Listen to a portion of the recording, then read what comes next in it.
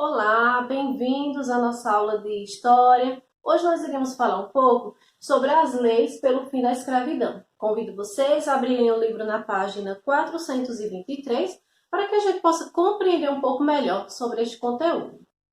Então, um dos fatores fundamentais para o fim da escravidão no Brasil foi o apoio recebido da Inglaterra, que já havia decretado a abolição em todas as suas colônias, ou seja, acabado com a escravidão.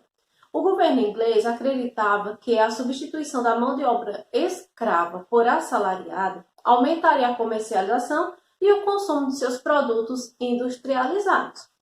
Em 1845, o parlamento inglês aprovou uma lei que autorizava a Marinha Britânica a capturar os navios negreiros. Dezenas de navios foram aprisionados a caminho do Brasil. Aos poucos, os abolicionistas foram pressionando o governo a apoiar leis que promovessem a libertação dos escravos. E nós tivemos algumas leis que, infelizmente, não obtiveram sucesso, mas que serviram como base para, finalmente, a abolição da escravidão, através dessas tentativas, né? Então, nós tivemos a Lei Eusébio de Queiroz, que foi aprovada em 1850. Esta lei ela proibiu o tráfico de pessoas escravizadas pelo Oceano Atlântico. Ela não deu muito certo porque proibiu o tráfico lá pelo Oceano Atlântico, mas não dava liberdade aos escravos que aqui viviam. Então, a escravidão permanecia e os filhos dos escravos já nasciam escravos e não obteve muito sucesso. Em 1871, foi aprovada a Lei do Ventre Livre. Os filhos de escravos que nascessem a partir de 28 de dezembro deste ano seriam considerados livres. Também não obteve muito sucesso, porque os pais sendo escravos, os filhos, como eles iriam sobreviver? Teriam que ficar junto dos pais e, consequentemente, acabavam trabalhando de forma escrava também. Então, não foi muito sucesso esta lei. Em 1885, foi aprovada a Lei dos Sexagenários.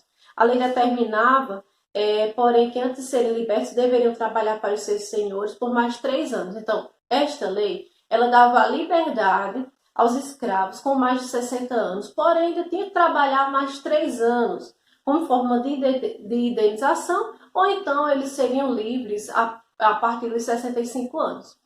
Esta lei também não obteve muito sucesso, porque imagine, a pessoa passar a vida toda trabalhando de forma escrava e com esta idade de 63, né, a 65 anos, acaba ganhando a liberdade.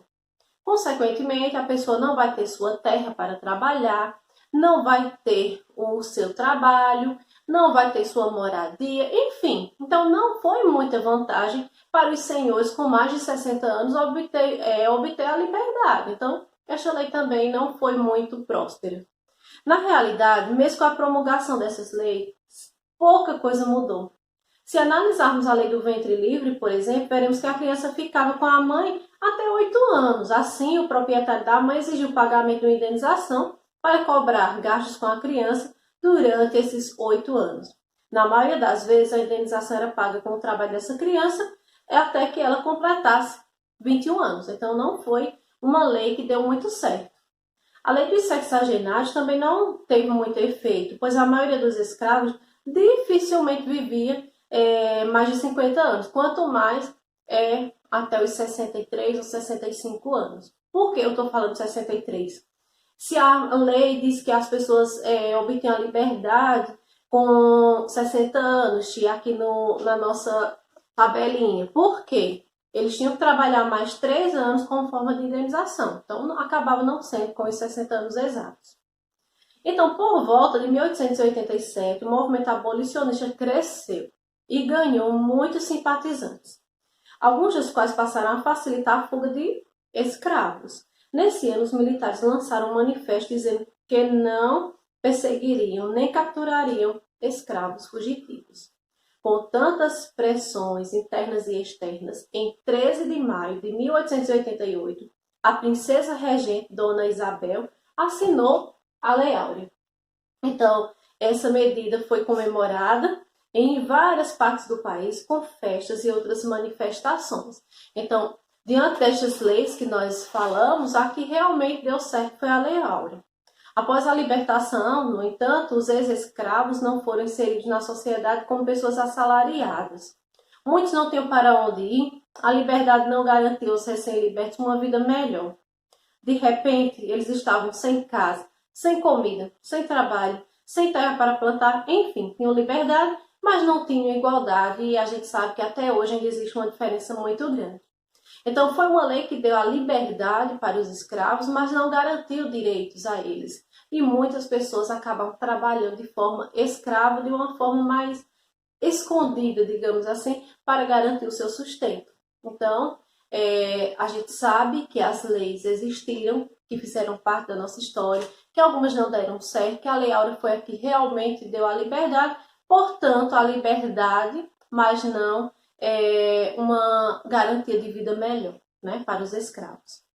Finalizando esta leitura, vocês irão para a atividade e falar qual foi a lei que representou o primeiro passo dado a favor em favor dos escravos, né? Que medida externa acelerou o processo de abolição da escravidão no Brasil.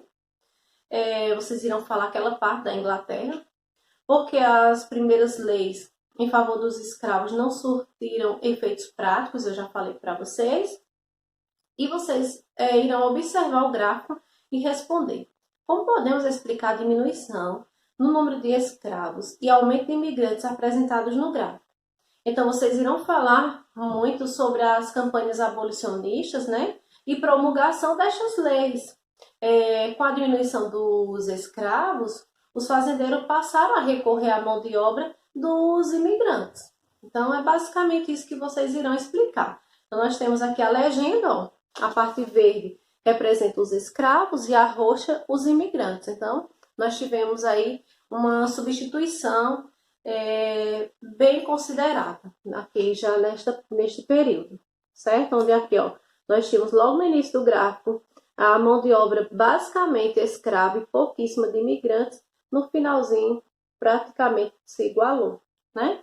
Então, a gente finaliza nossa aula de história de hoje. Na próxima aula, a gente vai dar continuidade falando um pouco sobre o cotidiano após a abolição. Foi o que aconteceu após a abolição da escravidão? Quando se encerrou realmente a escravidão? Como essas pessoas passaram a viver? Tá certo? Então a gente finaliza nossa aula. Desejo um excelente dia para todos. Um grande abraço.